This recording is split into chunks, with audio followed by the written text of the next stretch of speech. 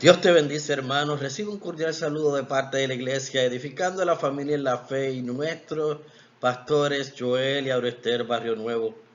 En esta noche gloriosa vamos a estar estudiando la continuación de el estudio, la unción regia en la iglesia neotestamentaria. Como parte de nuestro estudio, vamos a continuar con los 5 pilares de la unción regia en la iglesia neotestamentaria. Habíamos dicho que el primer pilar de la unción regia, o para poder aplicar esa unción regia, es la identidad en Cristo. Luego de la identidad en Cristo, que conocemos nuestra identidad en Cristo, tenemos lo que es el pilar de la identidad. Y luego de la identidad en Cristo, tenemos nuestro propósito.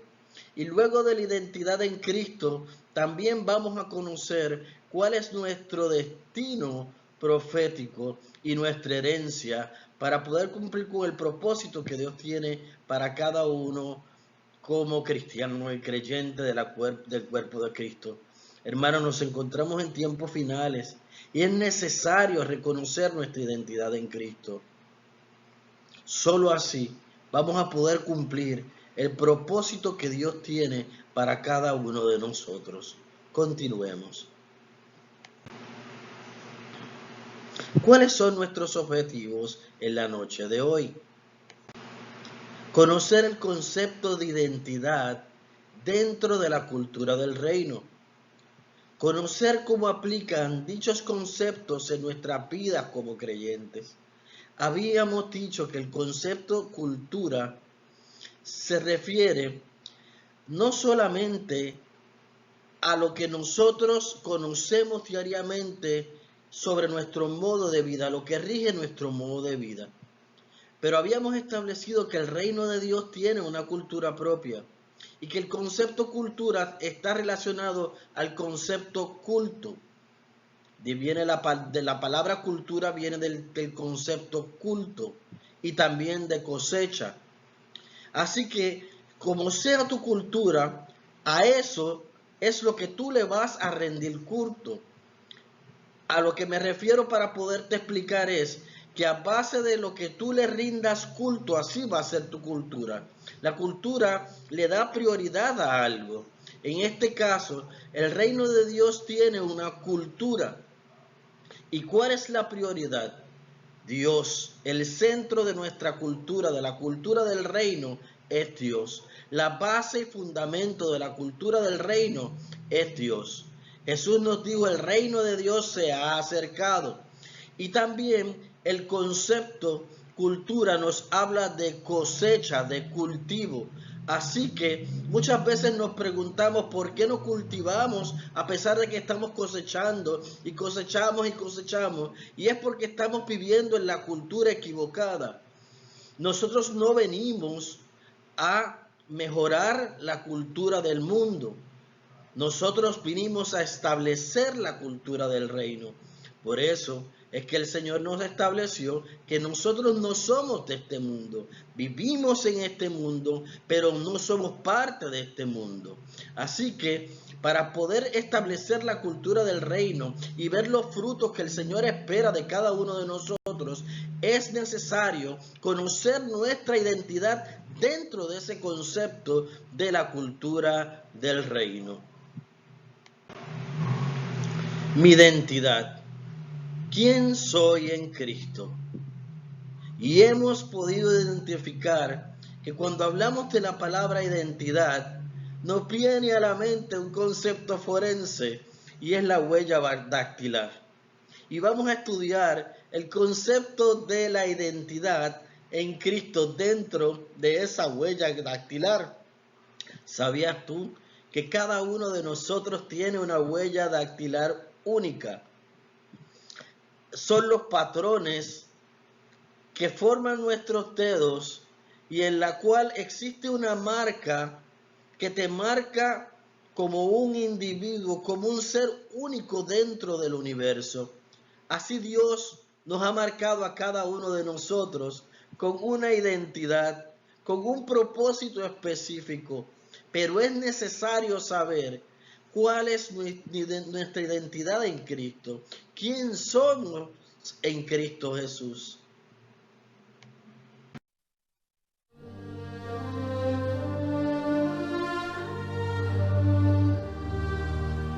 Un hombre tenía 2 hijos, y el menor de ellos dijo a su padre: «Padre, dame la parte de los bienes que me corresponde». Y les repartió los bienes.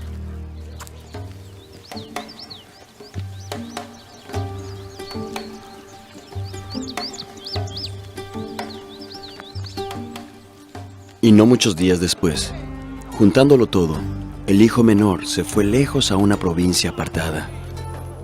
Y allí desperdició sus bienes, viviendo perdidamente.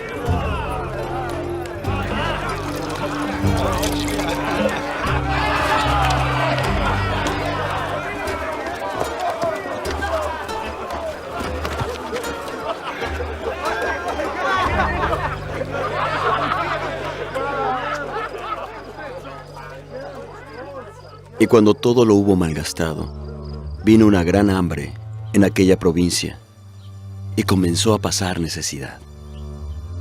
Entonces fue y se acercó a un ciudadano de esa tierra, que le envió a su hacienda a apacentar cerdos, y deseaba llenar su vientre con las algarrobas que comían los cerdos, pero nadie se las daba.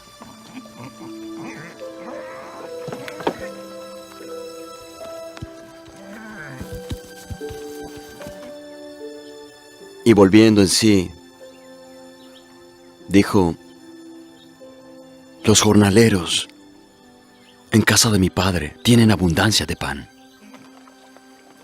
Iré a mi padre y le diré: Padre, he pecado contra el cielo y contra ti. Ya no soy digno de ser llamado tu hijo. Hazme como uno de tus jornaleros». Entonces se levantó y fue a su padre. Y cuando aún estaba lejos, lo vio su padre y fue movido a misericordia.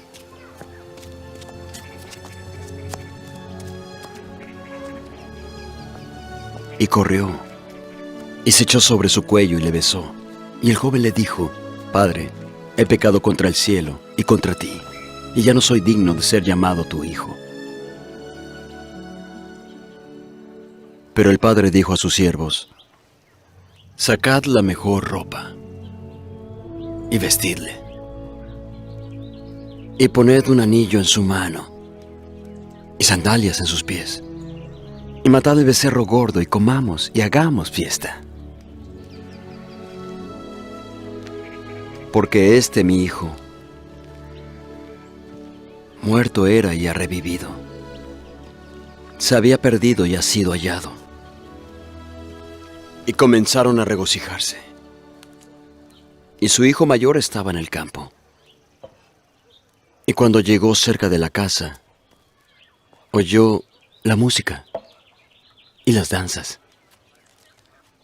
Y preguntó a uno de los criados qué era aquello. Y él le dijo: «Tu hermano ha venido, y tu padre ha hecho matar el becerro gordo por haberle recibido sano y salvo».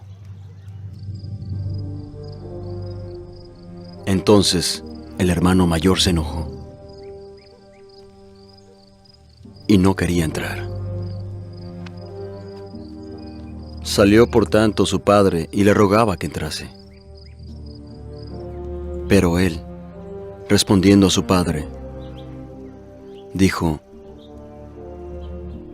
«He aquí tantos años hace que te sirvo.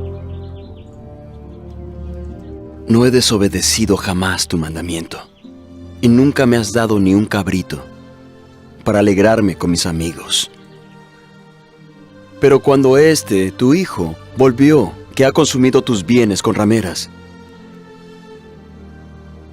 has hecho matar para él el becerro gordo». El padre entonces respondió: Hijo, tú siempre estás conmigo, y todas mis cosas son tuyas. Pero era menester hacer fiesta y regocijarnos, porque tu hermano, muerto era, y ha revivido. Se había perdido y ha sido hallado.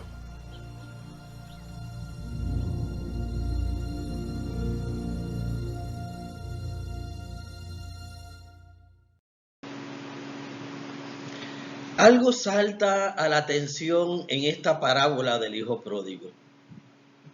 Notemos los siguientes detalles. Existían dos hijos y un solo padre. Siempre que estudiamos la parábola del hijo pródigo, nos concentramos en el hijo que se abandona la casa del padre para ir a gastar los bienes del padre y luego regresa a casa del padre habiendo gastado todo, y venía con la intención de pedirle al padre que lo convirtiera de la posición de hijo a la posición de jornalero, de trabajador, de esclavo dentro de la hacienda del padre. Pero tenemos que cuando ese hijo pródigo regresa a la casa del padre, el padre lo recibe y le devuelve su condición de hijo. Lo recibe con fiesta y le coloca un anillo. El anillo nos habla de pacto. Pero también tenemos a un segundo hijo que estaba escuchando la fiesta que se había hecho en honor al hijo que regresa y le reclama al padre por que nunca el padre alegadamente le había dado un cabrito para poder él disfrutar con sus amigos. ¿Cuál fue la contestación del padre? Hijo, todo lo mío te pertenece, pero era necesario hacer fiesta porque tu hermano ha regresado. Notemos algo. Ninguno de los dos hijos reconocía su verdadera identidad en Cristo. El primer hijo, cuando teniendo identidad, abandona esa identidad para gastar y acoplarse a la cultura del mundo, y teniendo toda la bendición de su padre, utiliza todo lo que el padre le había entregado para gastarlo en el mundo y unirse al mundo. Eso es lo que nos ocurre como creyentes cuando Dios nos entrega una herencia, una identidad de hijos, y pasamos nosotros como creyentes a adoptar la cultura del mundo. Pero ¿qué dice la parábola? Que es necesario que ese hijo regrese. ¿Para qué? Para que pueda recibir la cultura del reino otra vez, pueda introducirse en la cultura del reino y tomar su lugar como hijo. Notemos algo. El hijo que marchó y entregó todos los bienes y esa herencia y renunció a esa identidad de hijo que tenía para adaptarse a la cultura del mundo, en el momento de la dificultad que estuvo con los cerdos apacentando cerdos, él reconoció que tenía que regresar a la casa del Padre. Y nos encontramos en tiempos finales. Vendrán momentos de necesidad, pero lo único que podrá hacerte sostener a ti y a tu familia en medio de toda la dificultad es la identidad que tú tengas en Cristo, porque esa identidad te dará a conocer la autoridad que Dios te ha dado para que nada te pueda mover en estos tiempos finales. Por eso te invitamos, hermano, a que retomes la cultura del reino, que abandones la cultura del mundo, que te introduzcas en la cultura del reino, porque en tiempos finales que estamos ya entrando en estos tiempos finales, lo único que te sostendrá es tu identidad de hijo. Ahora pasemos al segundo hijo de este padre. El segundo hijo sintió celo de aquel que había gastado los bienes del padre. El segundo hijo es tipo del creyente que está en la iglesia, militando en la iglesia, pero aún no reconoce su verdadera identidad en Cristo. Jesús estaba dando un mensaje de que por el hecho de que militemos en la casa y que vayamos a la iglesia no quiere decir que nosotros conozcamos nuestra verdadera identidad. Y vamos a ver por qué decimos que el hijo pródigo y el hijo que se encontraba en la casa no conocía su identidad.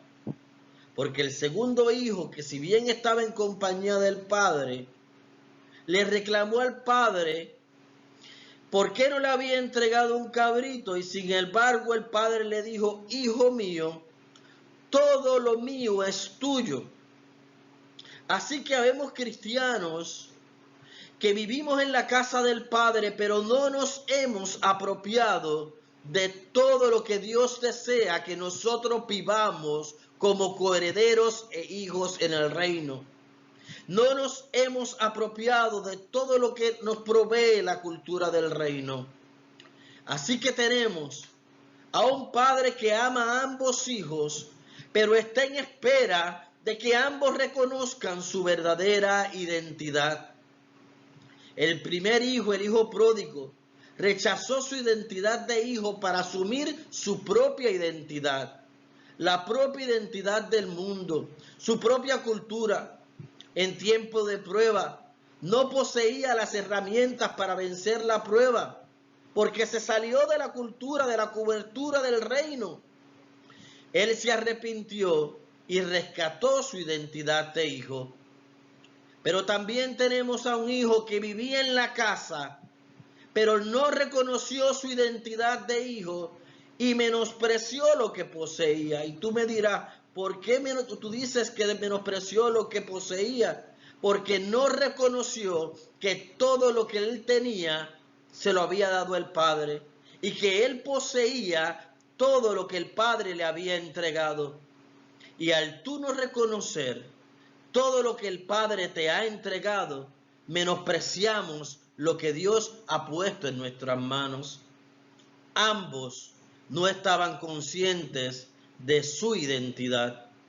En esta noche Dios te llama a que obtengamos y poseamos la identidad que Dios nos quiere dar en Cristo, que seamos coherederos juntamente con Cristo y que seamos conscientes de cuál es nuestra identidad en Él. Ambos habían sido engendrados por un solo Padre y tenían la huella de identidad del Padre, esa marca en cada uno de ellos. Dios los había llamado a tener identidad. Quería que ambos estuvieran en la casa para que tuvieran intimidad con Él. Sin embargo, uno abandonó la casa y perdió esa intimidad. Pero también el que estaba dentro de la casa tampoco tenía la identidad suficiente ni la intimidad suficiente con su padre para reconocer que todo lo que él tenía, lo que el padre tenía, le poseía a él. Así que desconoció el tercer pilar, que era su herencia. Y también perdió su propósito a pesar de que estaba dentro de la casa del Padre, porque desconocía que él también estaba llamado a gobernar y apropiarse de todo lo que el Padre le había entregado. Y también desconocía y perdió el quinto pilar, que es su destino, porque Dios lo había llamado a heredar toda esa fortuna y bendiciones del Padre. Así que podemos vivir en la casa y estar carentes de los 5 propósitos. Y podemos estar fuera de la casa y estar carentes de esos 5 pilares que establece la cultura del reino. Hoy Dios te llama a que como un puño puedas tomar la fuerza de esos 5 pilares que Dios quiere entregarte y que te ha entregado desde el huerto del Edén. Texto base, Efesios 3, 10 al 13. Y la palabra nos dice en el versículo 10, todo esto es para que ahora sea dada a conocer. Fíjate, hermano, como dice, todo es para que ahora sea dada a conocer, tiempo presente, por medio de la iglesia, la multiforme sabiduría de Dios a los principados y las autoridades en los lugares celestiales, conforme al propósito eterno que realizó en Cristo Jesús nuestro Señor. En Él tenemos libertad, acceso a Dios con confianza por medio de la fe en Él. Por tanto les pido que no se desanimen por mis tribulaciones a favor de ustedes, pues ellas son la gloria de ustedes. Veamos este texto en otra versión.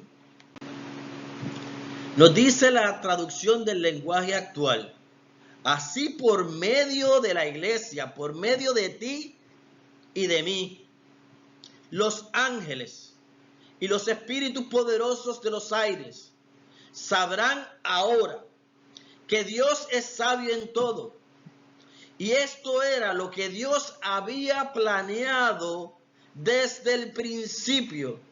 Y cuando hablamos de que Dios había planeado desde el principio, es desde la eternidad, porque Dios, dice la palabra, que ha hecho realidad por medio de Jesucristo nuestro Señor todas estas cosas.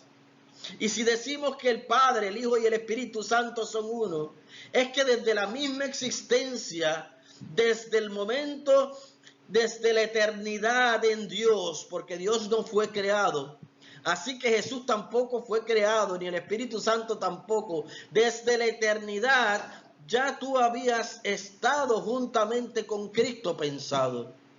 Desde la eternidad antes de la fundación del mundo, todo esto estaba planeado. Tu identidad estaba planeada. Tu propósito estaba planeada. ¿Y sabes para qué estaba planeado? Para que tú anunciaras tu identidad y tu autoridad sobre los ángeles, los principados. Y nos dice la palabra, gracias a Cristo y porque confiamos en Él, tenemos libertad.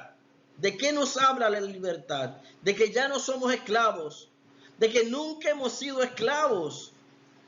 A pesar de que el enemigo, a través de Adán, nos sujetó a esclavitud, la voluntad del Padre era que nuestra identidad fuera la de libertos, no la de esclavos. Y a través de Jesucristo, a pesar que en el huerto del Edén perdimos nuestra condición, a través de Jesucristo, porque ya estaba planeado, en Jesucristo nosotros obtuvimos libertad. ¿Y para qué es esa libertad? Para acercarnos a Dios sin temor. Y esto nos habla de intimidad. Y nos sigue diciendo, les ruego entonces que no se desanimen por mis sufrimientos, pues esto es más bien por un honor para ustedes. Al transcurso del tiempo, el ser humano se ha preguntado sobre la existencia de Dios. ¿Es en verdad una realidad o tan solo se trata de un cuento pagano? Pues en lo personal yo puedo creer, pero así como tengo la elección de creer, tengo la obligación de darles esa misma oportunidad. Así que en este momento no he venido a imponerte algo, sino a dejarte una curiosidad, la cual seguramente te dejará pensando. Como todos sabemos, la percepción de Dios es algo que se limita a la fe.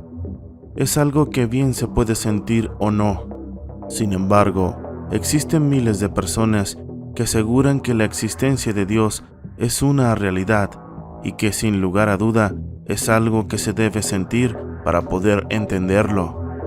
¿Pero esto es suficiente para todo el mundo? ¿Es acaso que se necesita ser especial para acceder a Dios?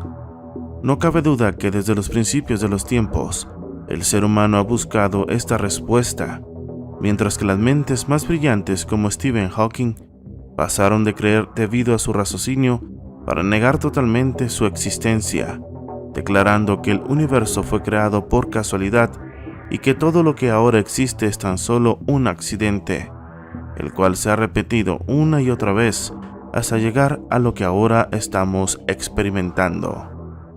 ¿Pero es en verdad esto posible? No lo sé. Sería imprudente declararme mejor que este erudito de la ciencia, pero también sería negligente no decir que sin fe no hay comprensión y sin comprensión no se puede entender el origen de Dios.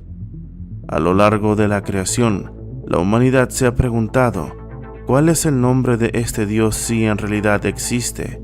Pensando que este no es real, pero sin embargo el libro más antiguo de los tiempos nos ha declarado desde hace miles de años que el nombre de Dios sí existe y que no solo nos podemos referir a Él como Padre, sino por su verdadero nombre, que está inscrito en el Tetragramatón. ¿Qué es esto que acabo de nombrar? Pues es solamente la descripción de las letras que dan origen al nombre de Dios.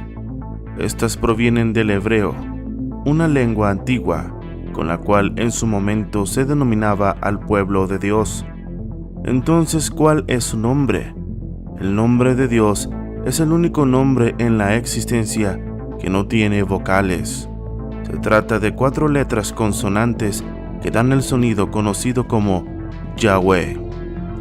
Si este es el nombre de Dios, Yahweh, el cual con el pasar de los tiempos se transformó y algunas religiones lo cambiaron por uno muy conocido, el mismo que seguramente ya has escuchado, y ese es Jehová, que vendría a ser como una especie de traducción literal de cómo el nombre de Dios se escribe en hebreo.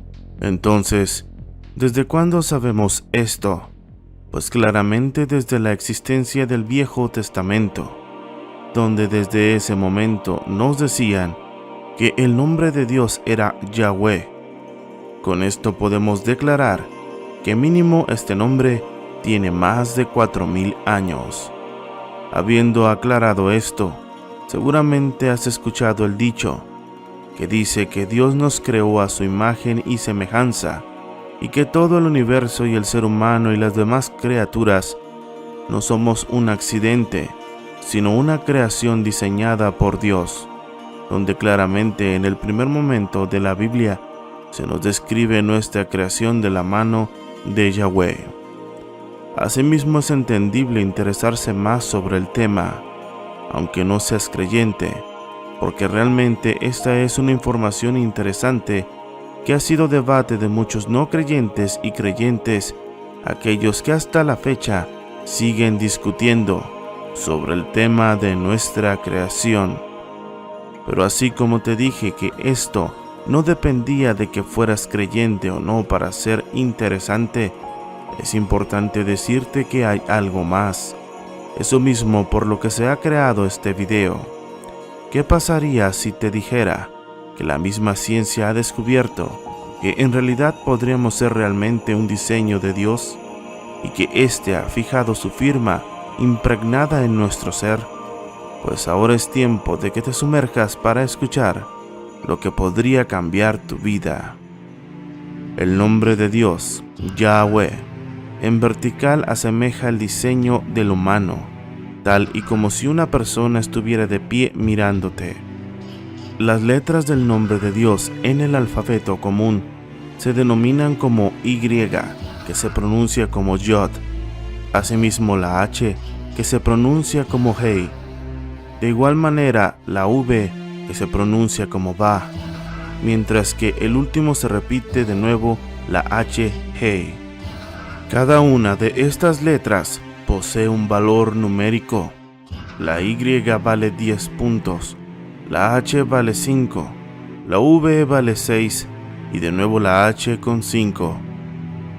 El ADN está conformado por un patrón repetitivo que forma saltos en la secuencia de aminoácidos entre los que se denomina puentes.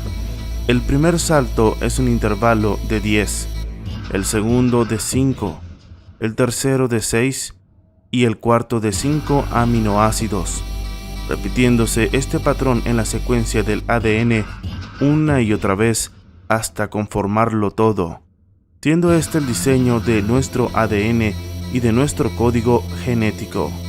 Este patrón numérico dentro del ADN resulta tener el mismo valor numérico que el tetragamatón, aquel que no vendría a ser otra cosa que el nombre de Dios. En pocas palabras, esto nos quiere decir que el nombre de Dios está inscrito en nuestro propio ADN, descubriéndolo nosotros los seres humanos recientemente, cuando el nombre de Dios tiene miles de años de conocerse. Sencillamente el nombre de Dios, Yahweh, está inscrito en cada salto y cada puente de nuestro ADN, como repitiendo Dios, Dios, Dios, Dios, hasta completar nuestro origen genético. Entonces solo te queda preguntarte, ¿esto es en realidad posible? ¿No se trata de una casualidad? ¿Es acaso que Dios en verdad nos creó basado en su diseño y que Él en verdad existe? Recuerda que tienes la última palabra y que algunas veces la verdad se encuentra más cerca de lo que te imaginas. La vida solo es una ilusión provocada por los sentimientos derramados por nuestra existencia. Tan solo estamos dentro de un juego, el cual podría terminar en cualquier momento.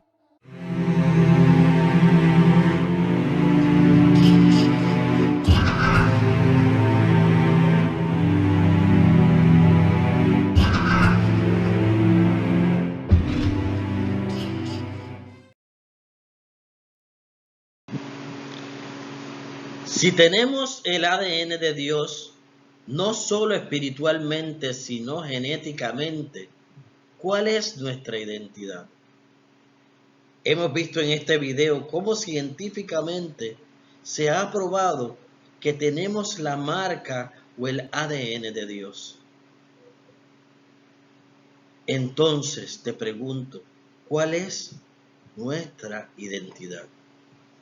Nuestra identidad es la identidad de hijos. Esa identidad que no solamente obtuvimos desde antes de la creación del mundo, sino en nuestro propio cuerpo. Somos testimonio vivo de esa identidad. Así que no solamente la obtuvimos a través de nuestra creación como a imagen y semejanza de Dios, sino también a través de la sangre de Jesús, su Hijo unigénito, que nos hizo partícipe de esa gran familia y parte de su propio cuerpo. Así que somos uno en identidad con Jesús. Somos hijos del reino. Somos partícipes de la cultura del reino. Somos parte de esa cultura. Y Dios quiere que nos integremos a esa cultura. No que hagamos como el hijo pródigo, que abandonemos esa cultura para adoptar nuestra propia cultura, la cultura del mundo. La identidad es el término que procede del vocablo latino identitas, que quiere decir idéntico. También es la conciencia que una persona tiene respecto de sí misma y que la convierte en alguien distinto a los demás. Tiene que ver con el autoconcepto y la autoimagen de un sujeto que le permite percibir su propia individualidad y su singularidad. Es decir, hermanos, que la identidad, a pesar de que tú puedas tener una identidad y ser idéntico a Jesús y a Dios, porque fuimos creados a su imagen y semejanza, la identidad también tiene que ver con el autoconcepto y la autoimagen que tú tengas de ti mismo. Porque a base de cómo tú te veas, así será tu identidad. Y esto te permitirá percibirte como individuo y como persona singular. Pero no solamente la identidad nos hace ver como personas singulares, sino cómo nosotros nos vemos dentro del grupo al que pertenecemos. Y Dios quiere que nosotros nos veamos a través de su propia identidad, a través de la identidad de Jesucristo.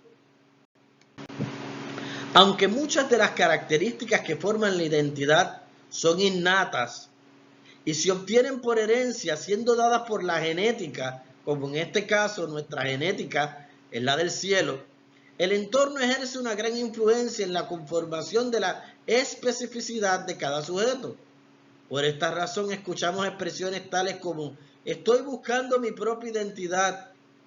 La pregunta que hacemos es: ¿dónde el mundo está buscando su identidad?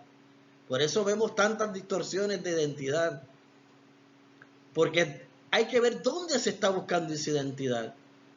Los valores que se transmiten de una familia y las creencias que se forman a partir de la vida en comunidad también inciden en el desarrollo de la personalidad. Así que vemos que la identidad está también unida a los valores. ¿Cuáles son los valores que estamos adoptando? Los valores del mundo. ¿Cuáles son, verdad, lo que estamos viviendo y las creencias que estamos adoptando de la comunidad? Las creencias del mundo.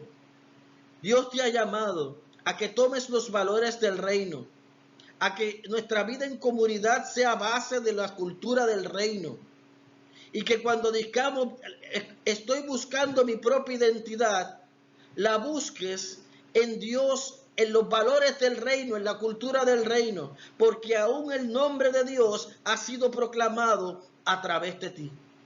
Cada vez que tú te miras en un espejo, debes de ver a Dios reflejado en tu vida.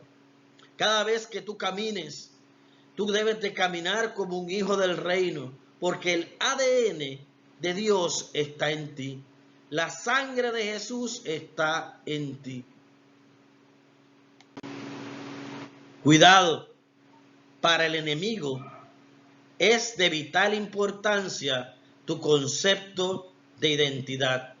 Lo repito, cuidado, para el enemigo es de vital importancia tu concepto de identidad, porque conforme a como tú tengas el concepto de identidad internalizado, él no te podrá tocar.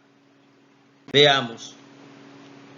La palabra nos dice en Mateo 4, del 3 al 11, y vino él, el tentador, y le dijo: si eres hijo de Dios, di que estas piedras se conviertan en pan.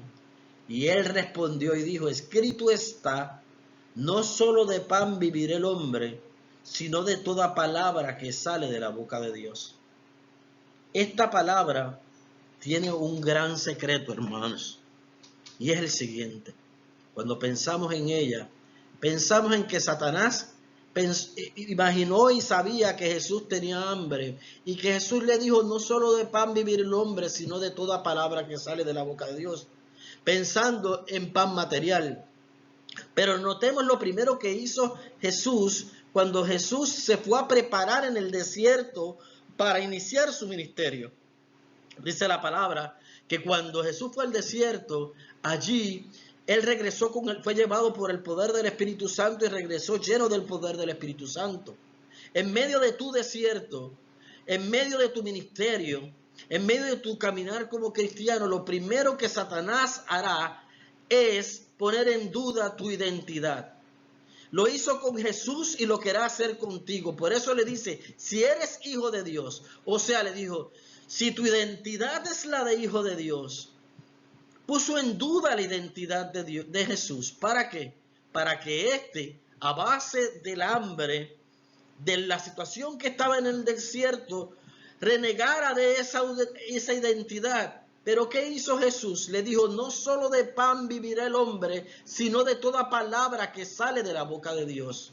Te pregunto en este momento, ¿con qué Dios creó la tierra? Dice la palabra que el verbo se hizo carne y habitó entre nosotros. La palabra se hizo carne y habitó entre nosotros.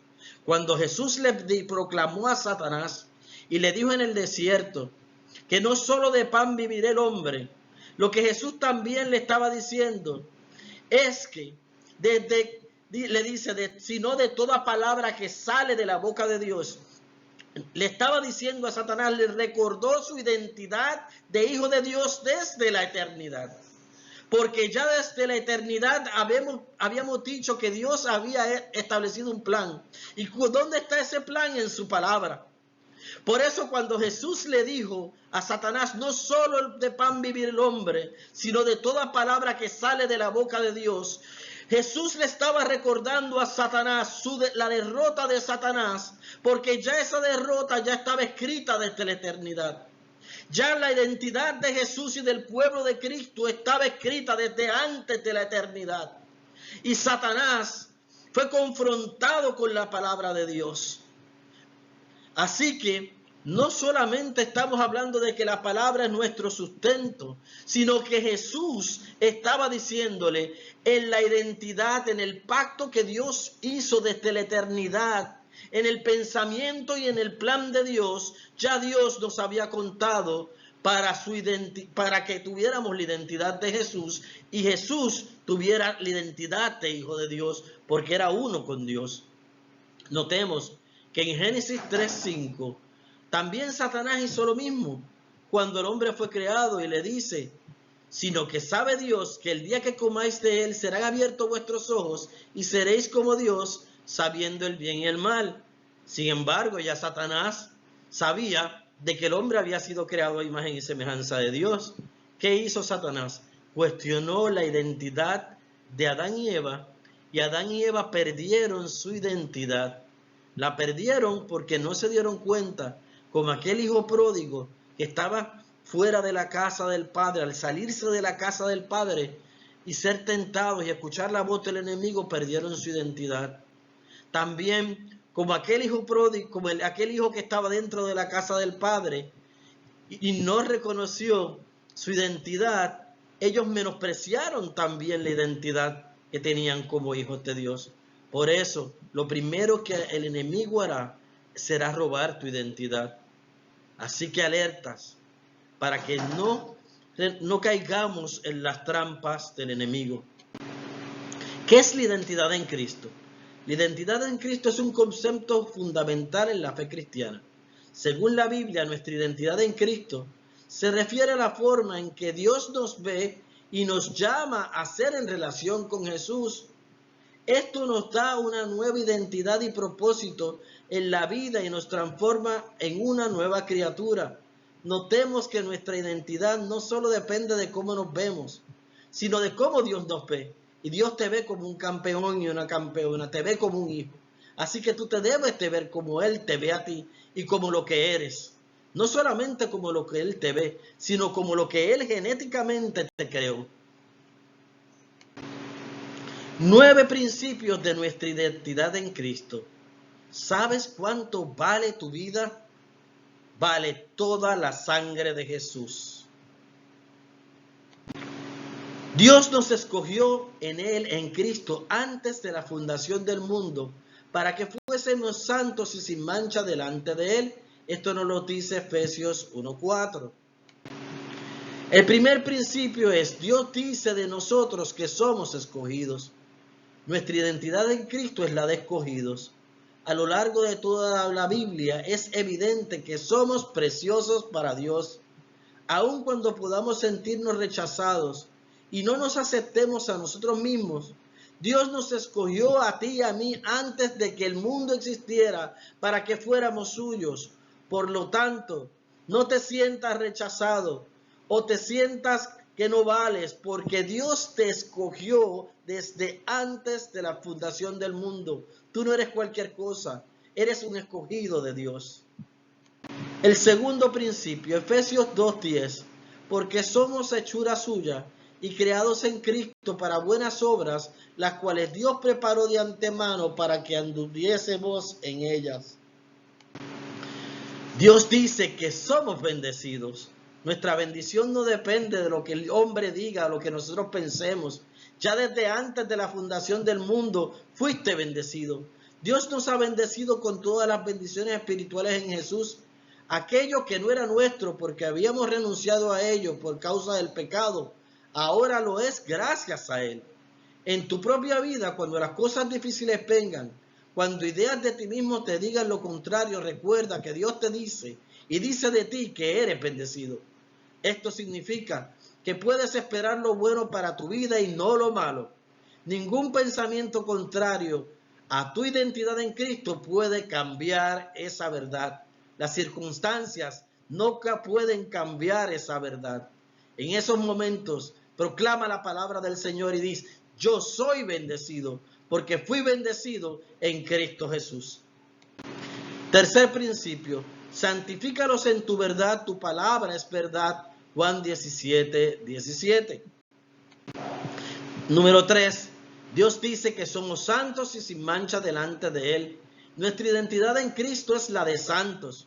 Cuando pensemos que tenemos muchos defectos o que no somos lo suficientemente buenos, Dios nos recuerda que en Jesús ya hemos sido hechos perfectos delante de su presencia. Dios te ama y te acepta como eres. Dios te ve a través de la persona de Jesucristo. Dios te ve como santo. Así que en los momentos de debilidad, corre a Él, pide perdón y entra a la gracia del Señor para que esa santidad de Dios fluya a través de tu vida. Porque la santidad de Jesús fluye a través de ti y te cubre y te limpia todos los días. Dice la palabra que tenemos un sacerdote que entra todos los días al tabernáculo del cielo para limpiar nuestros pecados y para presentar esa sangre que fue derramada en la cruz del Calvario e interceder por cada uno de nosotros. Cuarto principio: pero Dios demuestra su amor por nosotros en esto, en que cuando todavía éramos pecadores, Cristo murió por nosotros. Romanos 5:8. Dios dice que somos amados. Nuestra identidad en Cristo es la de amados. Cuando pensamos que tenemos que ganar el amor de Dios o de otros para poder merecerlo o tenerlo, Dios nos recuerda que en Jesús somos amados infinita e incondicionalmente. Dios te amó desde el principio. Que eso nada ni nadie puede cambiarlo.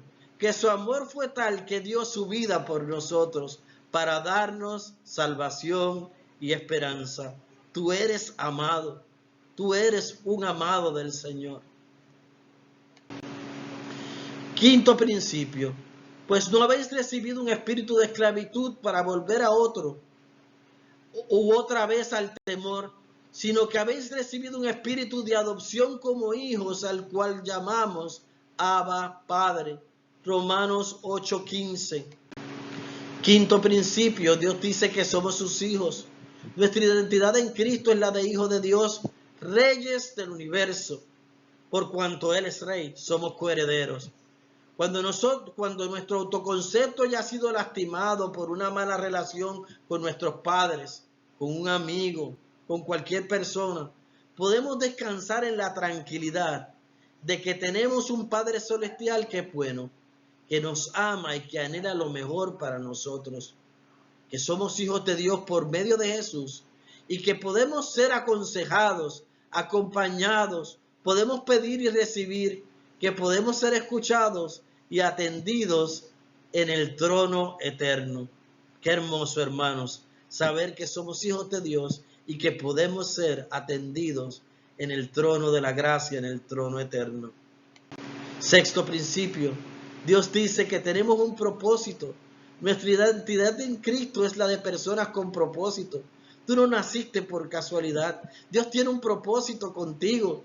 Aunque podamos llegar a pensar que no tenemos propósito de vivir, no somos un accidente, sino que hacemos parte de los propósitos eternos de Dios. Y nosotros mismos tenemos un propósito que va más allá de lo terrenal, un propósito eterno. Existimos para ser felices por siempre en su presencia. Existimos para adorar a Dios. Dios tiene un llamado para ti. Tiene algo que entregarte en las manos o que ha entregado algo en tus manos. Ese es tu propósito. Pero el principal propósito es ser hijo de Dios. Es adorar a Dios. Y quiero que, hermano, en esta hora, si tú en este momento has pensado abandonar tu propósito, te sientes cansado, Dios te dice, pon las manos en el arado, toma el arado, porque tú eres un hombre y una mujer con propósito. Y te voy a decir algo, aun cuando tú huyas de ese propósito te va a perseguir, porque Dios quiere completar ese propósito en tu vida. Tarde o temprano, ese propósito que Dios ha entregado en tus manos se ha de cumplir en tu vida. No huyas al propósito de Dios. Sexto propósito, sabiendo que no fuisteis redimidos de nuestra vana, sabiendo que no fuisteis redimidos de vuestra vana manera de vivir, heredad de vuestros padres con cosas perecederas como oro o plata, sino con sangre preciosa como de un cordero sin tacha y sin mancha, la sangre de Cristo. Primera de Pedro 1, 18, 19. Lo que la palabra nos dice es que tú no fuiste redimido de la mala manera de vivir, por oro, por plata, por cosas materiales, sino por la sangre de Cristo. Ese es el séptimo propósito. Y Dios dice que somos redimidos. Nuestra identidad en Cristo no es la de esclavos, sino la de redimidos. Cuando sintamos que todo está perdido, Dios recuerda que nos compró con su sangre, que ya no somos esclavos del pecado, sino que somos suyos. No hay que tener miedo al futuro. En sus manos ahora estamos seguros. Ya Dios predestinó y estableció cada cosa en tu vida. Él conoce los cabellos de tu cabeza. Él conoce tu caminar y tu levantar. No tengas temor al futuro, porque Dios, siempre y cuando tú estés en las manos de Dios, Dios cumplirá y perfeccionará su propósito en ti. Solo camina y confía en Él. Y si hijos, también herederos, herederos de Dios y coherederos con Cristo, si es que padecemos juntamente con Él, para que juntamente con Él seamos glorificados. Romanos 8, 17. Ese es el octavo principio. Dios dice que somos herederos.